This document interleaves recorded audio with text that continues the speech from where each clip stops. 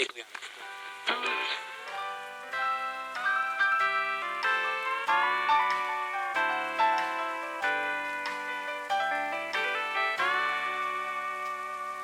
You're tuned into WBRH, Briar Ridge's only late-night destination, serving you and all our favorite mountain folks in and around the area. I'm your host and favorite senior intern, Beacon Brooks, and I appreciate you spending some time with me tonight. If you're just passing through, I know what you're thinking. It's that they probably shouldn't hand the late-night microphone to the intern, and honestly, I wouldn't much disagree with you there. I hate to be the bearer of bad news, though, but if you're just getting home, it looks like Interstate 40's backed up again near mile marker 287. Word is there's a tractor trailer jackknifed just east of the tunnel, so unlucky for you, my voice may be the only option other than the cicadas right now. In other big news, after 7 short years, Mr. Jenkins, Lord help us, finally trusted me with the coffee pot. So, as long as you keep the radio powered up, you're not going to be without company. But that doesn't mean I'm immune to rookie mistakes, not quite. Even tonight I was told to play some bluegrass, but would you know it, I can't seem to find where I put the record. But since you're already here, and it doesn't look like you're going anywhere anytime soon, I've got a story to tell you, to pass the time. I heard this story from a buddy a couple years ago, and it's been passed along a few times, so as far as whether it's believable or not, you'll have to be the judge of that. By now you must be itching to hear it, so I won't keep you waiting much longer. It's called The Lake on My Brother's Property Has No Bottom. Me and my brother live on 25 acres out in the middle of nowhere. He inherited it when our dad passed. Our mom and stepdad had already died a few years back, so it's just the two of us. When I say out in the middle of nowhere, I really mean out in the middle of nowhere. A 30-mile drive to the nearest grocery store, 40 to the nearest big city. But we like it. It's nice and quiet. My brother Carl is an artist, not an artsy artist. He does design work for big companies out on the east and west coast. Does all his work on a computer. He can work from pretty much anywhere that's connected to the internet. Now, it costs quite a bit to get internet to the middle of nowhere, but it's possible, and he can more than afford it. Me? I'm Jake. I'm a shiftless, no-good, lazy layabout. At least that's what my stepdad always said. My bio dad, when he wasn't being an abusive drunk, would say pretty much the same damn thing. That's fine. I've made my peace with it. I keep busy by taking care of the place, doing the lawn care, the maintenance, painting, all the crap work that needs to be done. We have a pretty simple life. The strangest thing about this place is the lake.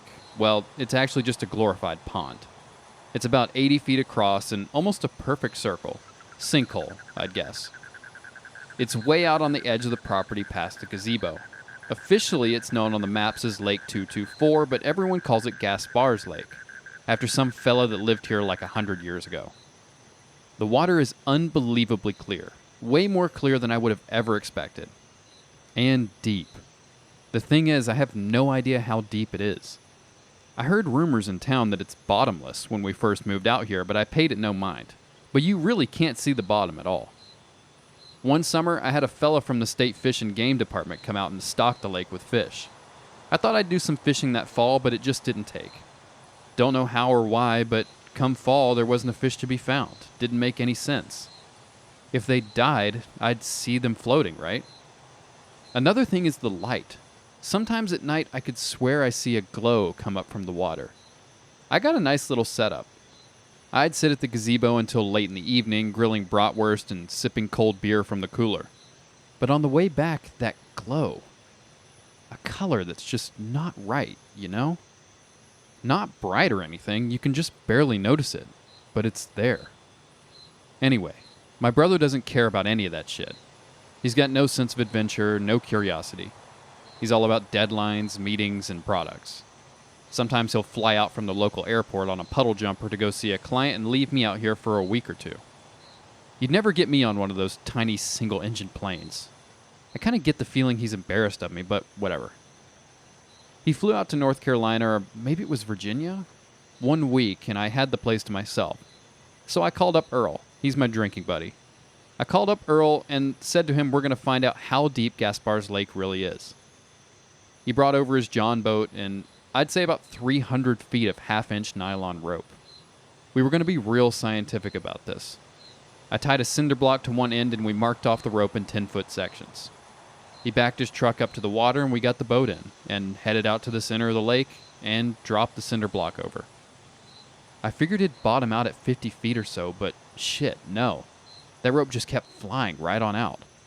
50 feet, 100 feet, 150. Just kept going. Maybe we should tie it off? I asked.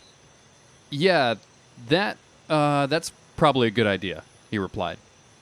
We got the free end of the rope tied off around the cleat and watched the rope keep spilling out. Every bit of the rope played out, and the boat resonated with a loud thunk. I pulled the rope up a bit out of the water and could feel the weight of the cinder block on it. Earl? I paused. Earl, there's not any fucking way this lake is 300 feet deep, I said. No fucking way, he nodded.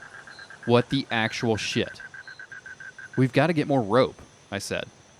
My uncle's got a full industrial spool of half-inch nylon rope, 1,000 feet. There's no lake anywhere around here that's 1,000 feet deep, Earl replied. I grabbed the rope and started to pull it up. It was going to take a minute or two to pull it all back onto the boat. Earl started winding it up as it came in. I got about 50 feet of it on board when it just stopped. Like just dead stop. I leaned back and pulled harder. Nothing. It felt like the cinder block had gotten caught under a ledge. I wrapped the rope around my forearm and gave it one good heave. Hung up on something? Earl asked. I guess so. I started to say when the rope tugged back. Hard. Threw both me and Earl off balance enough the boat flipped over. The water went over my head and I sputtered. Righted myself and broke the surface. Earl came up right beside me and let out a loud, "God damn it!" We struggled to get the boat set right, but we got it. That's when I noticed the cleat had snapped right off. Rope and all had gone down into the lake. So, 3 days later, me and Earl were back again. We spent all afternoon setting it up. Got an electric motor to pull the rope back up and a pulley system at the end of a boom winch. It almost looked professional. Bolted there in the back of his truck. Almost. Earl grinned and smacked our jerry-rigged setup on the side. I always knew those machine shop classes I took would come in handy. He backed up the truck and swung the winch over the water. It extended about 10 feet out. I tied off another cinder block, no shortage of those around here, and tossed it in. We watched the rope run and run, the spool spinning freely. He had it set up so it would spin one direction, but not the other, so we could winch it back up. The rope spooled out faster and faster. 200 feet. 300. It's still going, Earl said. Incredulity in his voice. 400. No fucking way, I said. Earl stopped grinning around 600. By 800, neither of us were talking anymore. The spool kept spinning all the way to the end. 4 minutes after I tossed the brick in, it ran out with another loud thunk. Hard enough the truck rocked backwards a bit. Jesus, Jake, what in the actual fuck is going on here? That's 1,000 feet of rope. I have no earthly clue, buddy. There's no way it's 1,000 feet deep. I ain't got no more rope. Like, I guess I could order some, Earl said, but it was interrupted by a loud groaning coming from the winch. Something was pulling on the rope. I could hear the strain in the fibers. The truck was practically vibrating. Then the front end of the truck started to rise up a hair. Oh shit, Jake, it's gonna take my truck! Earl yelled as he ran over and hopped in. He started the engine and began to pull away when all of a sudden all the tension let out of the line. I went over to the winch and turned it on, and the rope began to wind onto the spool. It took a lot longer to pull it all up than I thought it would, but then I saw and smelled the cinder block. It was covered with a dark, glistening slime. Something the color of rotting leaves mixed with oil, and it stank like... God, I don't know, a squished bug mixed with kerosene. I cut the line and let the brick drop back into the water. No way in hell I was touching whatever that was. Earl pulled his truck up away from the edge, got out, and came over to where I was staring at the water. A camera, he said. What, like an underwater one? I asked. Yeah, I know a guy. He's got an underwater rig, a little robot submarine. He uses it to inspect bridge pilings, dams, and culverts for the state. It's rated down to 1,500 feet, but it usually doesn't get used that deep. Got lights and a camera. You can drive it around, he said. Sounds like a plan, I said. But Earl, I paused. Isn't this more than a bit weird? Like, even for around here. Maybe we should call somebody. I don't know, like an official. Jake, this is the most interesting thing that I've been mixed up in since Farmer Brindle's two-headed goat got loose in the dollar store. Look around. Nothing happens around here. I nodded. This place wasn't known for its excitement. I'm going to call him. Get it out of here, he said. I've got an old VCR we can hook it up to, record what we find, I replied. Earl nodded. Good idea. The next couple of days passed without incident. I spent the time power washing the garage. I know, high excitement, but it's got to get done. Earl pulled up in his truck the next afternoon. It really was a cool setup. The sub was about 4 feet long and had lights and a camera on the front that could be panned around remotely. We tied it off to the winch with the nylon rope. It had its own coil of cable for the camera that we sat on the tailgate. I made sure it has a full charge, Earl said, manhandling it out of the truck. It'll give us at least a couple of hours. Getting it in the water took longer than it should have. The thing was heavier than it looked, and we kept second-guessing which end was supposed to go in first. I think the camera end goes in last, I said. That doesn't make any sense. How's it going to see anything pointed at the mud? I didn't say pointed at the mud. I said last, as in we'd lower it in tail first. Earl looked at me. That's the same thing. We went back and forth on it for a while before we figured out it didn't matter. The thing would right itself once it hit the water. We felt pretty stupid about that. All right, easy now, Earl said as we walked it to the edge. It was awkward. No good place to grip it. For God's sake, Jake, don't drop it. That thing probably cost more than my truck. We got it in without dropping it. Barely. Earl picked up the controller and we watched it bob there for a second, listing a little to one side, and then it straightened out and sat there, humming quietly. Okay, Earl said. Down we go. 300 feet down, it was dark enough that we snapped on the lights fully bright. All it showed was the rough stone on the side of the sinkhole. The water was still crystal clear. Around 400 feet, the walls changed. I almost missed it.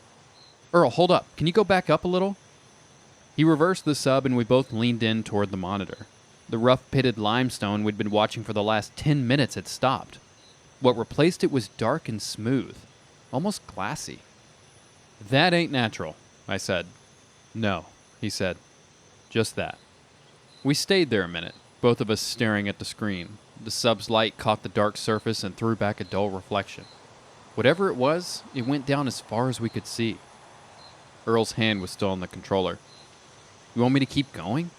He asked. I should have said no. Yeah, I said. Keep going. At 800 feet, the walls just disappeared.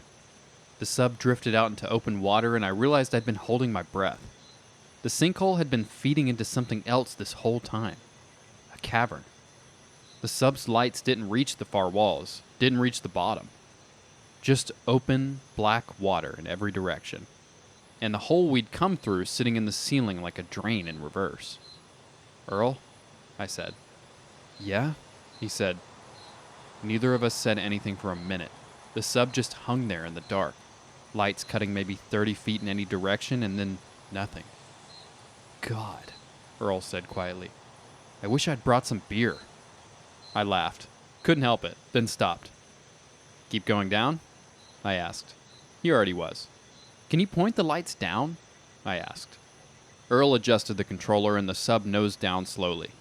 The lights swept across what I thought was the bottom of the cavern, and I squinted at the monitor. Something was down there. A tangle of shapes, thick and dark, and piled on each other like cables left in a heap. What the hell am I looking at? Earl said, mostly to himself. The sub drifted lower. The shapes resolved a little, thick as tree trunks, some of them. Thicker, coiled loosely over and around each other, tapering at the ends, widening in the middle. Some of them were moving, drifting, kind of like seaweed. Earl, I see it. One of the big ones began to uncoil. It peeled away from the mass, and as it moved, it revealed a surface beneath it. Dark and rounded and covered in a texture I couldn't make sense of at first. It was dark and bumpy like an old avocado. I was still trying to figure out what I was looking at when it split open down the middle. It was an eye. It had to be 20 feet across. The iris was the color of old bronze and the pupil was shaped like a triangle. And it was looking up at the sub. My stomach dropped straight out of me. Then the rest of them started moving. All of it. The whole mass coming apart into individual shapes. Eyes on every surface, opening. Mouths, too, rows of teeth catching the light, opening and closing on nothing. The cables, the arms, whatever they were, filled the cavern below us. The monitor went dark. "Shit, Earl, we have to get the fuck out of here," I screamed. But Earl seemed frozen. I grabbed Earl's arm. He was still staring at the monitor. Earl, we have to go, right now." The surface of the pond began to swell and boil, whirlpools and waves churning around. He blinked, came back. We ran for the truck. We dove in and Earl started it up, but we didn't make it 20 feet before the back end lifted. It had come up fast. Nothing that big should be that fast. The tires left the ground and Earl screamed something I couldn't make out over the frame starting to give. I had opened the door and jumped out without even thinking about it. The ground came up quick and I landed with a wet crack as my ankle snapped. From the ground I could see the truck maybe 30 feet up, wrapped in something that looked like a giant black and glistening worm being pulled towards the water. Earl was still in there. I know because I could hear him screaming. Then the roof caved in and the sound of shattering glass and metal forced beyond its limit. And then I couldn't hear him anymore, as the truck sank beneath the water. The VCR had landed a few feet away. I don't even remember Earl throwing it. I told the paramedics I fell off a ladder. Anyway, now I don't know what to do. My brother's due back in 2 days and the sheriff keeps coming around asking about Earl. The state inspection fellow wants his submarine back and I don't know what to tell him. All I got is this busted leg and the video we took. And I'm not sure who I need to show it to. I think I'm going to call the governor. Maybe the press. Should I call the FBI? You dozing off out there, or are you still with me? You know, if I don't keep talking, it gets really lonely out here. I know none of y'all out there can talk back, but in a way it's kind of a cozy feeling to know you're sort of here, I guess. Okay, just do the show. Alright. I've got another one for you. One a little closer to the source this time. This story comes from a driver who called the show a while back. I took the call while Boss Man was busy with his Hank Williams happy hour, or whatever the hell he does on Wednesdays. But I think it's the right time to share it with you all. He started his story with a warning.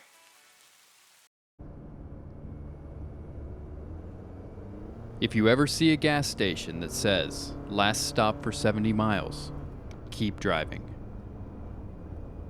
I was about 4 hours into a 6-hour drive when I realized I needed to stop. Not just for gas, but because I was falling asleep at the wheel. My eyes kept drifting shut for half a second at a time. That thing where you blink and suddenly you're 50 feet further down the road than you thought you were. I turned up the music and rolled down the window, but the cold air only helped for a few minutes. I needed caffeine. The highway was empty. I hadn't seen another car in at least 20 minutes. When I saw the glow of a gas station sign up ahead, I felt relieved.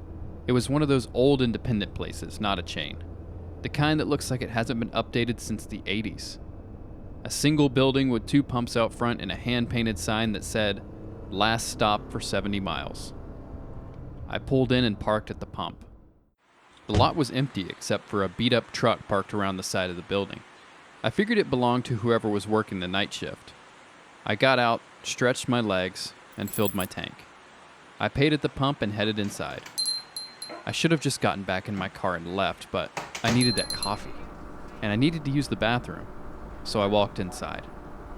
The store was small, a few aisles of snacks and car supplies, a coffee station in the back corner with those glass pots that had probably been sitting on the burner for hours, a cooler full of sodas and energy drinks along the back wall. The lights were that harsh fluorescent kind that made everything look slightly off. The attendant was behind the counter. He was maybe 50, with thinning gray hair and a face that looked like it hadn't slept in days. He had the TV on, some late-night infomercial with the sound turned low. He looked up when I walked in, and something in his expression changed, just for a second. Like he looked like he was surprised to see me, or worried. "Evening," he said. "Hey, just grabbing a coffee." I walked to the back and poured myself a cup. It was burnt and bitter, but I didn't care. I just needed the caffeine to get me through the next 2 hours. I grabbed a candy bar or two and brought everything to the counter. The attendant rang me up slowly. He kept glancing past me towards the windows, toward my car. "Driving alone?" he asked. "Yeah." "Long trip?" "A few more hours." He nodded but didn't say anything else. He was staring at the window again. I turned to look, but there was nothing out there. Just my car at the pump. The empty highway beyond. "Something wrong?" I asked. He looked at me for a long moment. Then he slid a piece of paper across the counter. A napkin. He had written on it in pen. "You're being followed. Don't go back to your car." I stared at the napkin. Then I looked back up at him. His face was completely serious. "What are you talking about?" He held up a hand. "Keep your voice down. Look at the monitor." He pointed to a small security screen mounted on the wall behind the counter. It showed a black and white feed of the parking lot. My car was there, and someone was standing next to it. My stomach dropped. The figure was on the passenger side, just standing there facing the store. I couldn't make out any features. They were wearing dark clothes and their face was in shadow. I spun around and looked out the window. There was no one there. Just my car. The empty lot. Nothing. I looked back at the monitor. The figure was still there, standing in the same spot. "What the hell?" I whispered. "It doesn't show up when you look directly," the attendant said. "Only on the cameras. I don't know why. I don't know what it is. But I know what happens to people who go out there when it's waiting for them." My heart was pounding. I looked out the window again. Nothing. Back at the monitor. The figure had moved. It was closer to the front of my car now, still facing the store. "This is insane," I said. "This has to be some kind of trick." "I wish it was." He reached under the counter and pulled out a folder. Inside were printed news articles, missing persons reports, headlines about bodies found on the highway. 4 people in the last 8 months, he said. All of them stopped here late at night. All of them went back to their cars even after I had warned them. They found them a few miles down the road. Cars stopped in the middle of the highway. Engines still running. Drivers still in their seats. Eyes open. No marks on them. Coroner said their hearts just stopped. I felt dizzy. This couldn't be real. I looked at the articles, the photos of the victims. A young woman, a middle-aged man, a couple in their 30s. Real people. Real deaths. Why haven't the police done anything? I asked. Done what? There's nothing to investigate. No signs of foul play, no witnesses, just people dying on a lonely stretch of highway. Happens all the time. They chalk it up to fatigue or medical emergencies. I looked at the monitor again. The figure was even closer now, standing right in front of my car. How long does it stay? I asked. Till sunrise usually, sometimes longer. But if you stay inside, you're safe. Can't come in here. Why not? He shrugged. I don't know. I stopped asking questions like that months ago. I just know the rules. Stay inside when it's dark. Don't go out in the lot. Wait for daylight. I wanted to argue. I wanted to tell him he was crazy, but I couldn't explain the figure on the monitor. I couldn't explain why it wasn't there when I looked with my own eyes. Okay, I said. I'll wait. He looked relieved. Good. Smart. You can sit in the back if you want. There's a couch. I've got some magazines. It's only about 4 hours until sunrise. He walked to the front door and locked it. The click of the deadbolt was loud in the quiet store. Just in case, he said. Sometimes people panic and try to run. This way you won't do anything stupid. Something about the way he said it made me uncomfortable. But I told myself he was just being cautious. He was trying to help. I sat down on a stool near the counter. The attendant went back to watching his infomercial. Every few minutes I would look at the monitor. The figure was always there. Sometimes in a different position. sometimes closer to the building, but always there. After about an hour, I asked if I could use the bathroom. He pointed to a door near the back of the store. Right through there. I got up and walked toward it. As I passed the counter, I glanced at the security monitor again. Something was different. It took me a second to realize what it was. The timestamp. The footage showed 11:47 p.m., but it was after 3 a.m. now.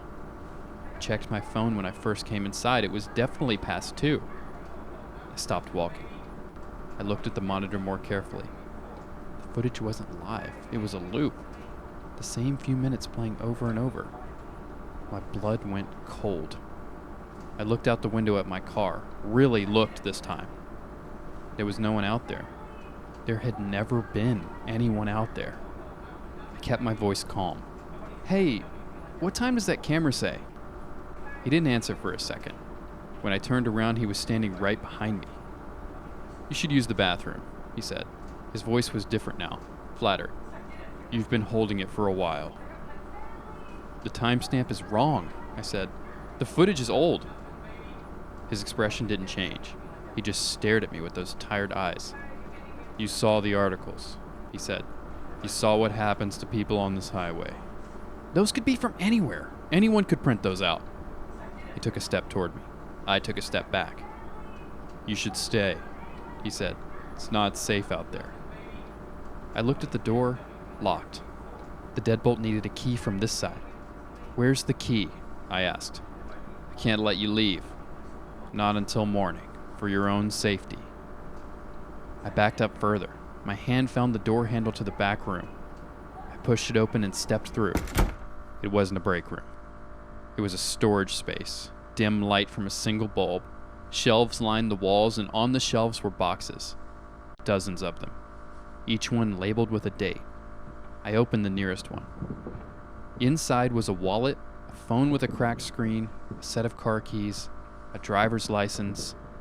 The photo showed a young woman, blonde hair, smiling.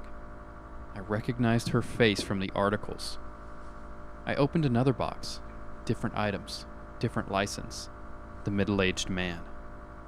He hadn't been warning those people, he had been taking them. I heard footsteps behind me. I turned around. He was standing in the doorway, blocking the exit. They always figure it out, he said. But by then it's too late. No cell signal out here. Nearest town is 40 miles. No one to hear you scream. He was holding something. A length of cord. I backed into the shelves. My hand closed around something heavy. A wrench. Old and rusted, but solid. You don't want to do this, he said. It'll be easier if you just cooperate. He stepped forward. I swung.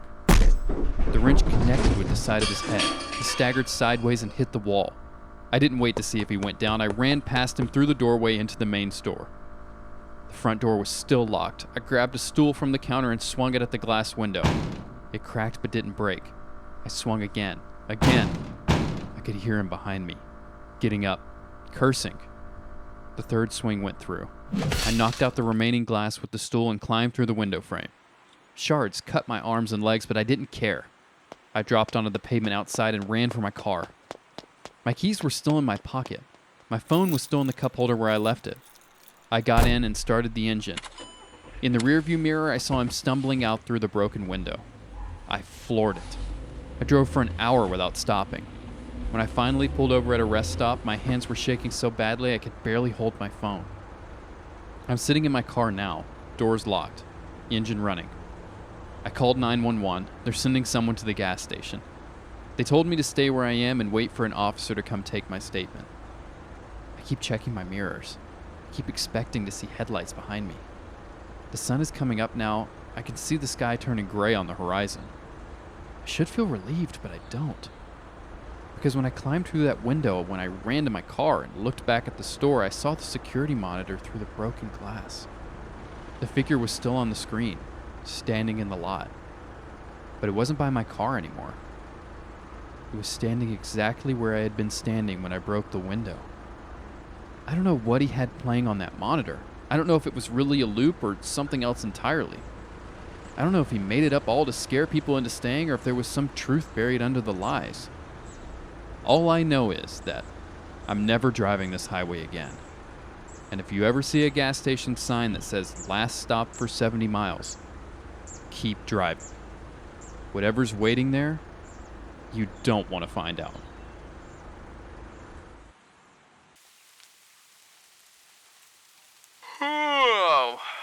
Well, I'm starting to see a touch of pink on the horizon here. I'm not ready for another scorcher. I don't know about y'all. Well, I've still got coffee in my cup. I think we have just enough time for one more quick story I remembered. Let's call it your nightcap. One of my friends from high school told this story at our reunion last year. After a while, I was the only one listening, but hey, lucky for y'all I did, right? This one is called... My dad told me not to go outside that night. He never explained why. I don't talk about this much. My wife knows the short version. My buddies from high school know there's a version of the story, but rarely do I get to tell it from start to finish. Not even to my dad, and he was there for the worst part of it. I grew up on a corn and soybean farm, about 40 minutes outside Cedar Falls, Iowa, on a stretch of country road that doesn't even show up right on GPS half the time. Our closest neighbors, the Hendricksons, were almost 3 miles down the road. My mom died of ovarian cancer when I was 12, so from then on it was just me and my dad in that farmhouse. He worked the fields, I went to school, and in the fall I rode my bike to football practice because he was usually out working until dark and couldn't drive me. I'm telling you all this because I need you to understand that being alone outside at night wasn't unusual for me. I did it all the time. I biked 2 miles home from practice in the pitch dark more times than I can count. It never bothered me. My dad never once told me not to. Until that one night in September of my sophomore year. I remember it was late September because we had just finished the second cutting on the hay and the beans were still green, not ready for harvest yet. I got home from practice around 8, put my bike in the shed like always, and when I walked in the house, my dad was just standing in the kitchen instead of sitting at the table like usual. He wasn't doing anything, just standing there. He said, "Don't go outside tonight, not even to the shed, not even for your bike, I mean it." I asked him why. He just said, "Just don't." His voice wasn't angry. It was flat in a way I'd never heard from him. My dad was not a nervous guy. He'd worked that land his whole life, dealt with coyotes getting into the chicken coop, dealt with tornado warnings, dealt with burying his own wife. Nothing rattled him. So when he told me that and wouldn't explain it, it stuck with me more than if he'd yelled. I didn't push it. I ate dinner, did some homework, and around 11 I couldn't sleep, so I got up for a glass of water. My room faced the back of the house, toward the fields.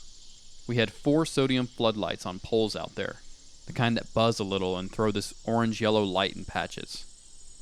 My dad kept them on at night because we'd been having trouble with deer and, that summer, something that had been getting into the grain bins that he never did identify. I looked out my window like I always did, not thinking about anything, and that's when I saw someone standing in the field. It was maybe 400 yards out, past the second light pole, in one of those gaps where the lights barely reached. Most of the bean field was just black, but there was this one patch, lit orange from the pole, and there was a person standing dead center in it, not moving. I want to be clear about something. From that distance, at night, under sodium light, you can't see color right. Sodium lights wash everything into this orange-brown, but this person looked wrong even accounting for that. The color on them wasn't just orange from the light, it was darker in patches, almost rust-colored, like something had dried on their skin or their clothes. I remember thinking it looked like they'd been out in the mud, or maybe it was just work coveralls stained up from field work, which honestly wouldn't have been that strange around here. I watched for probably a full minute, telling myself it was nothing. Maybe Hendrickson's boy messing around. Maybe some hunter who'd wandered onto our land. Which happens sometimes, even though we don't allow it. Then the figure lifted one arm, slow, and waved me toward it. Not a big wave, just one motion. Arm up, hand open, and then it went still again. It didn't call out. It didn't move any closer to the light. It just stood there after that, like it was wanting to see what I'd do. I know how this sounds. I know the smart thing was to wake my dad up right then. But I was 15 and I told myself it might be somebody who actually needed help. Maybe somebody's car broke down on the country road. I didn't let myself think too hard about the alternative. I put on my shoes and went out the back door quiet. Not through the front, where my dad might have heard the screen door. The night was warm still. That late September Iowa warm where the air feels thick even after dark. I could hear crickets, and somewhere off toward the Hendricksons a dog barking at something, on and off. My legs felt fine walking the first 100 yards or so, right up until I got past our old grain bin and the ground dipped down into the field proper. Then I started sweating in a way that had nothing to do with the temperature. The bean rows are only about knee-high that time of year, so I could see over them fine. But once I got in among them, the sound changed completely. Up by the house, the wind moving through beans just sounds like wind. But once you're inside it, walking through it, every gust sounds like something is moving through the rows near you, and not always in the direction the wind is actually blowing.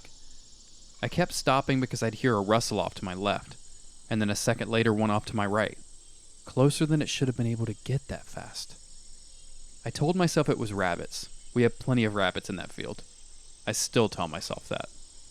I lost sight of the figure for a stretch because I dropped into a low part of the field, and when I came back up I couldn't find the patch of light I'd been walking toward. Everything looked the same in every direction. 4 floodlights all throwing the same orange glow onto different empty rows. And for a second I genuinely didn't know which way the house was behind me.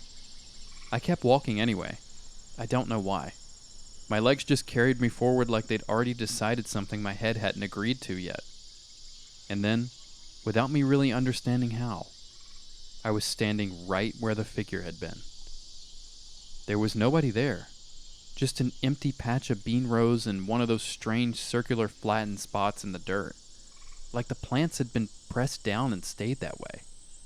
The hair-thin stalks around the edge of it were bent and snapped in a way that didn't look like wind damage or deer damage. It looked broken by hand, almost deliberate. Like something had pushed the stalks down one at a time instead of trampling through. My eyes started to go strange on me right about then.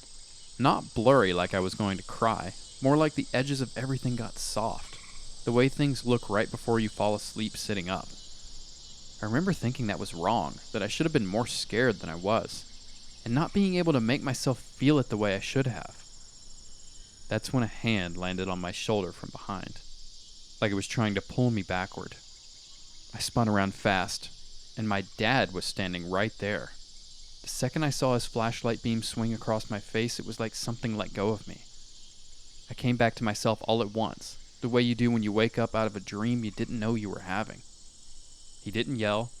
He grabbed my hand and held it so tight it actually hurt. And I remember that more than almost anything else from that night, because my dad never grabbed me like that. Not once in my life.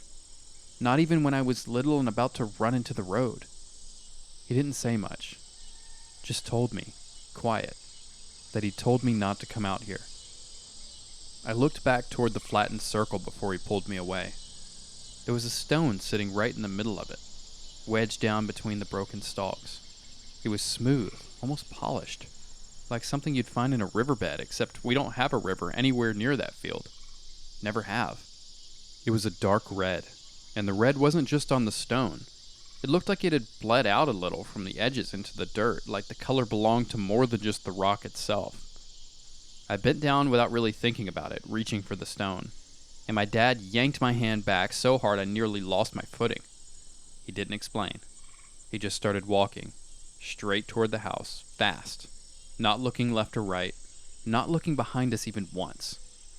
I kept feeling like something was moving along behind us in the dark, staying just far enough back that I couldn't be sure.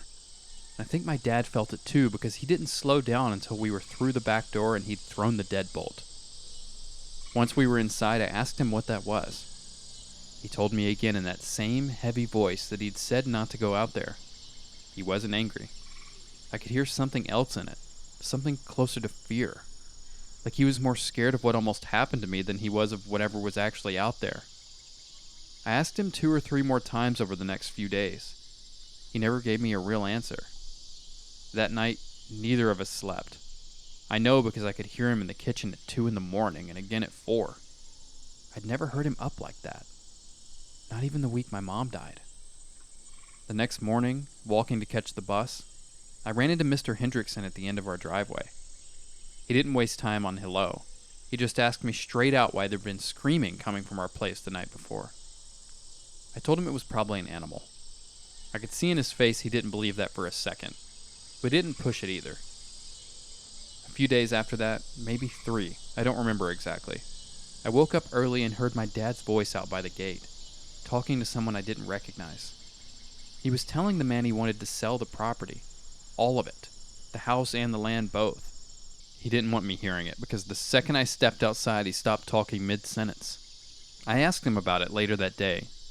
First, he told me I shouldn't be listening in on his conversations. Then, after a while, he said it different. Said something like we couldn't keep running the place by ourselves anymore. And that whatever we got for the land, we'd move into town. Maybe get a little shop somewhere easier. I didn't ask any more questions after that. It felt like there was a reason under the reason, and I think some part of me already understood he didn't want to say it out loud. Maybe because he didn't want to lose me the way he almost lost me that night. We moved into town before the year was out. He's 65 now.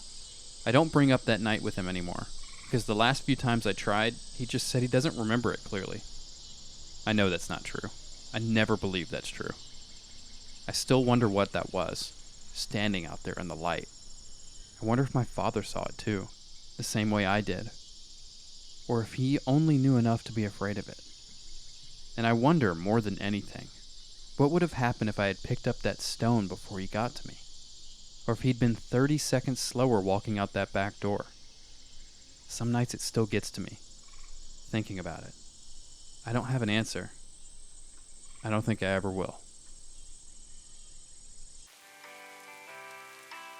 Rise and shine, Briar County. Once again, thank you for tuning in and pulling an all-nighter with yours truly. God, I am hungry for something. Anything. Lucky for me and you, Mama's Diner on Exit 3 would like to remind you that from 4 a.m. to 8 a.m. it's happy hour. Which... that's 4 hours. 4 happy hours. Truckers, if you show your CDL, you get the full Mamaw Mary special, complete with 3 eggs, bacon, sausage, hash browns, grits. Oh, fuck. Was it pancakes or waffles? It's $6.99. Bring cash. Mamaw's Diner. I'm getting so goddamn tired of talking with this accent. It's just... This has been your voice of Briar Ridge, Beacon Brooks, signing off before I piss myself. And that good-for-nothing excuse for a man who comes in here and calls himself the boss around here.